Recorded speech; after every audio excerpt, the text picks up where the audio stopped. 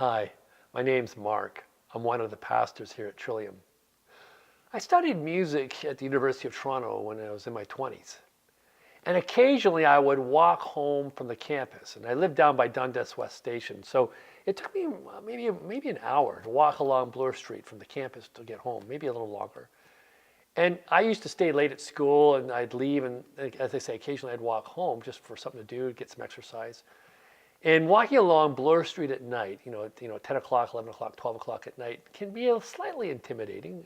I was a young guy. I was in good shape. I was always interested in a little bit of adventure, so it was fun. But when I got down by Bloor and Dufferin or Bloor and Lansdowne in the seedier parts of Toronto, it got a little bit intimidating. And then I had to make the walk between Lansdowne and Dundas West Station. And you had to go through this underpass, and there's just nothing out there. There's nobody there. There's no, traffic of any type for the most part. Maybe cars going by, but no human contact. And I always found that last step of the journey the most challenging to do, the most kind of hair-raising on the back of my neck. And I was certainly glad to come out from underneath the underpath and get back onto the street again. And I was thinking to myself about the one time when I walked home, and I had a friend walk with me. He lived down that way, and we walked home. And it was a totally different experience. I wasn't afraid. I wasn't constantly scanning the environment. He was a big guy, and we just walked comfortably together, and it was just a really totally different experience, a really comfortable experience. And I was thinking to myself, if I had to walk through a really, really tough neighborhood, a really nasty neighborhood, and I had to do it, who would I want to take with me? And I'm thinking to myself, I'd probably want to take a couple of the big wrestlers, professional wrestlers with me. I know wrestling's fake, but the guys who do it are not fake. And there's guys like Kevin Nash and Scott Hall and other kinds of wrestlers from the 90s that I knew. These are really huge men, 6'10", 6'5", 6'6", 250, 300 pounds of muscle. And I'm thinking, if I was walking through a really tough town, part of town, and I had these two guys with me, I wouldn't be worried at all. I'd be totally relaxed, cool about things. Mind you now, if I had criminal charges brought against me and I needed help in that area of life, would these guys be of any use to me? And I don't think so. In that case, I wish my best friend would be somebody like Eddie Greenspan, who's a top trial lawyer. Yeah, wouldn't it be great to have Eddie Greenspan as your best friend when you're going through the criminal system, and to know that you had this guy kind of, covering your back for you? But if you had heart problems, would Eddie Greenspan be much use to you? No, in that case, I think for your best friend, you'd like to have one of the top cardiac surgeons available for you to look after your best interests. But if you're trying to pass a driving test, having a cardiac surgeon as your best friend might not be so good. In that case, you'd probably like to have as your best friend a really great driving instructor who could help you with the tests and all that. And of course, the point of it all is that no one person can really cover your back all the time in all ways. In a sense, we need a community. We need a community of people to cover for us. And that's why being part of community is so critical.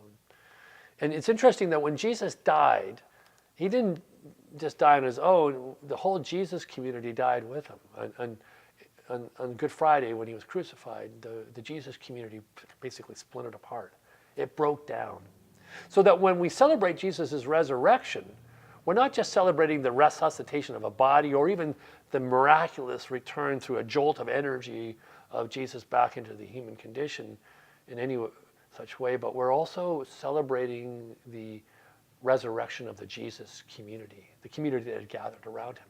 He had covered their back during life, but in death he was gone and the community fractured into little pieces, and now he's back again. And the Jesus community is resurrected alongside of him.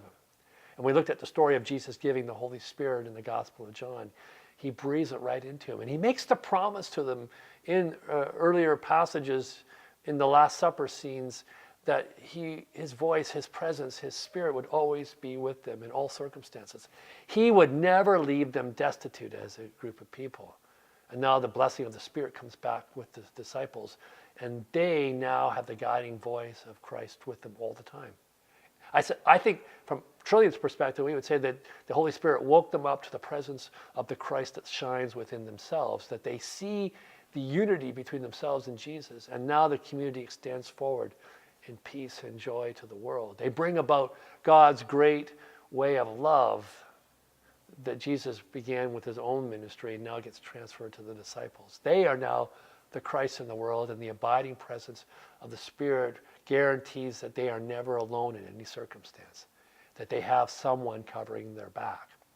And it makes me think from my life and your life, who's covering our back this day? Who's looking out for our best interests? We hope it's our spouse, but that's not always the case, or our kids, but that's not always the case. Maybe neighbors or work colleagues.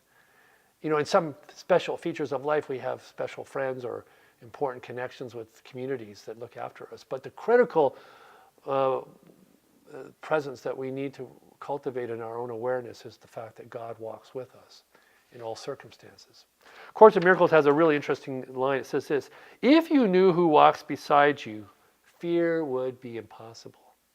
If you knew who walks beside you, fear would be impossible.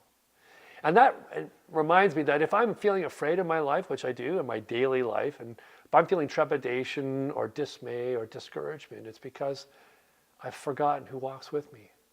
See, it's like I'm walking through life and I've got the spiritual equivalent of Kevin Nash and Scott Hall walking with me, or maybe the equivalent of the lawyer Eddie Greenspan. But in life itself, the Lord walks with us, and we have the presence of the one whose life and presence goes beyond death. And we celebrate that in the church at Easter, and we celebrate the awakening of our minds and our hearts to the truth that we are never alone, that the Creator of the universe is always a part of us, always with us.